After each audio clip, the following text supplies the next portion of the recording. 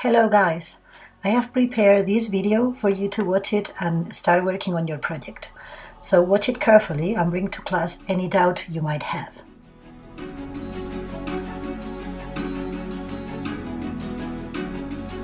Well, when we dive into the pages of this book, we are going back to the England of the 14th century.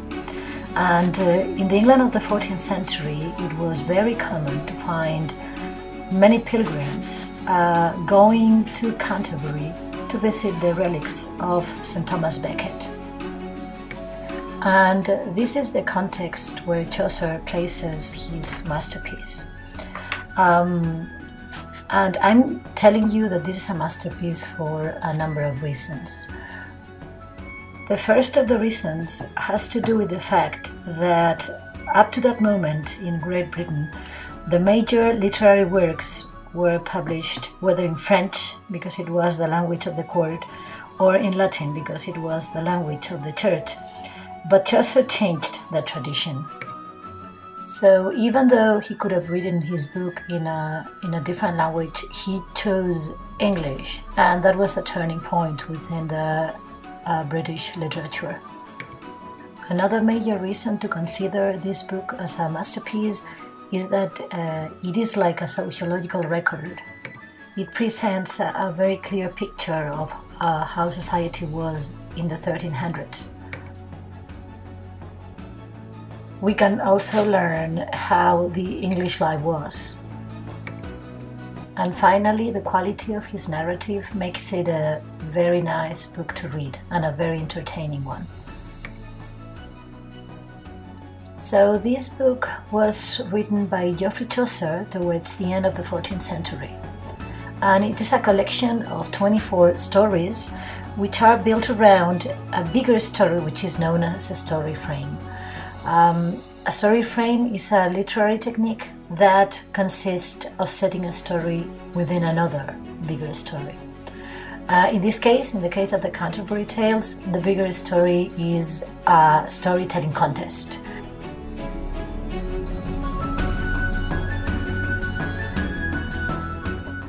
This main story begins when a group of pilgrims who are on their way to Canterbury meet at a tavern in Southwark, London, and they decide to travel together.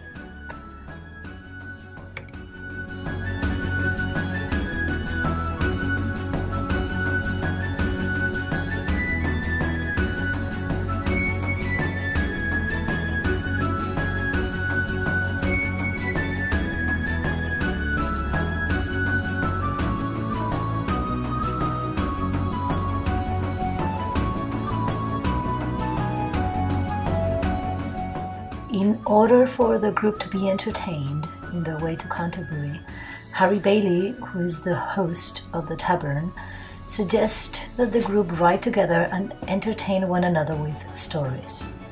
So he proposed a contest in which the pilgrims must tell 2 tales on their way to Canterbury and 2 other tales on their way back.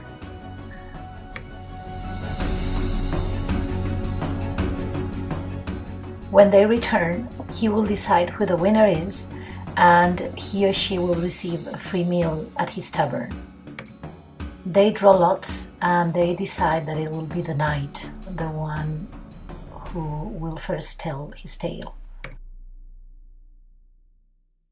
So then, what have you learned so far?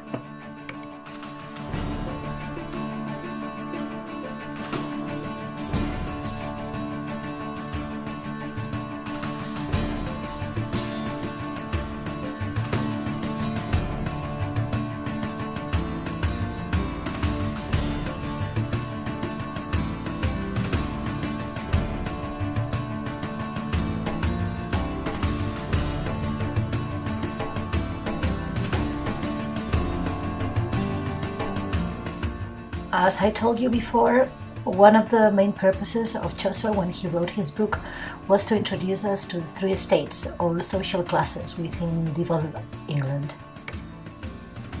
We have the church, the nobility, and the common people.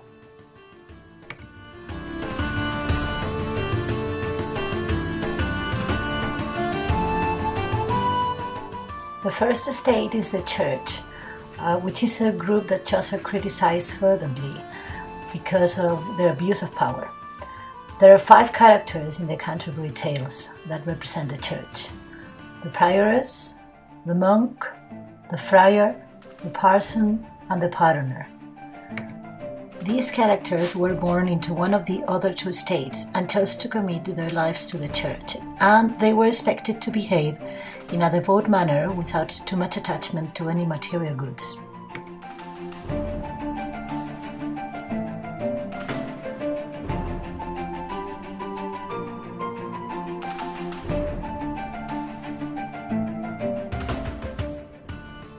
But as we see in the tales, these expectations are not always met. The second state consisted of the nobility, including aristocratic families and other royals, such as the knights and the squire. Harry Bailey, the innkeeper in the book, suggests that the knight tell his tale first, acknowledging that the knight's highly ranked in society. However, after the knight tells his story, the miller insists on telling his next, disrupting in this way the social order. This detail seems to suggest that Chaucer is comfortable with questioning and disrupting the feudal social order in general. The third estate was composed of the peasants, or the people who produced food and clothing for the higher estates. For example, the ploughman, who is one of the best representatives of this estate within the tales. Although the number of women is clearly disproportionate, Chaucer manages to give a pretty good insight of the various kinds of women he wants to present. So by reading the description that Chaucer makes of all his characters, we get a very clear picture of the way society was structured back then in England.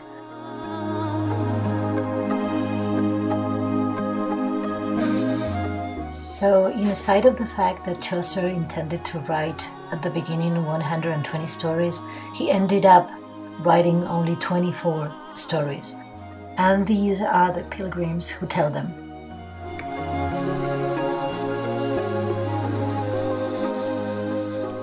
And now it's time for you to face your assignment. You must make teams, so you will be 2 or 3 students.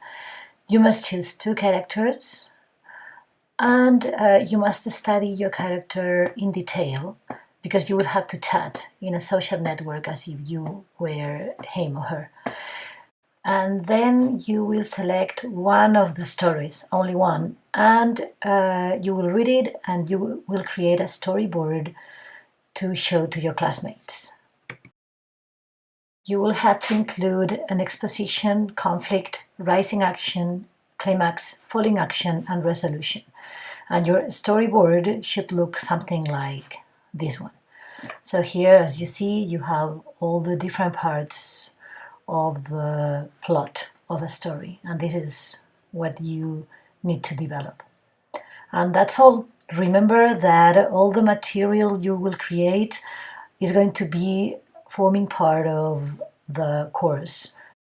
Think of it as your contribution for the future students taking this course.